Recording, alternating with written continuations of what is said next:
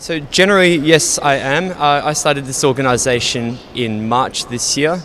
Previously, I'd worked as a climate activist for a couple of years, and this single focus on fossil fuels was all well and good initially, but once I started learning more about the climate science in some of the postgrad studies I did at uni, it made me realise that, hang on, we've got a whole lot of other sources of emissions. And as a climate movement, and also within the official UNFCCC framework, we're very much focused very, very narrowly on fossil fuels, on carbon emissions, so to speak, and overlooking the massive impact of agriculture. So the reason I'm here at COP21 is essentially to raise awareness of the fact that rising, the spread of the Western diet is, no matter what climate we have, no matter what agreement we have here, that's going to tip the climate over into catastrophe. Okay, so I mean, meat is responsible for emissions. How exactly? So not all meats are the same, or in terms of a carbon footprint.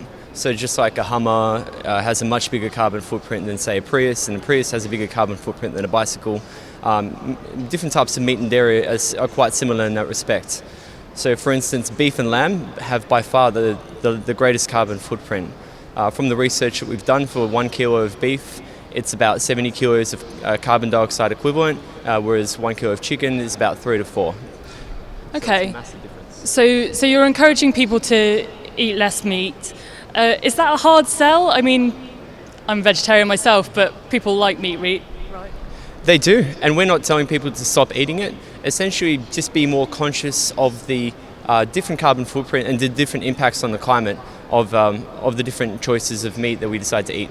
So in Australia, we eat a lot of red meat, for instance, and that's the most destructive by far.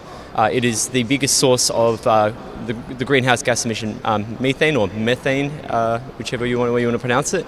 And in the short term, this is actually 86 to 105 times more powerful warming the climate than CO2. Okay, thanks very much, Mark.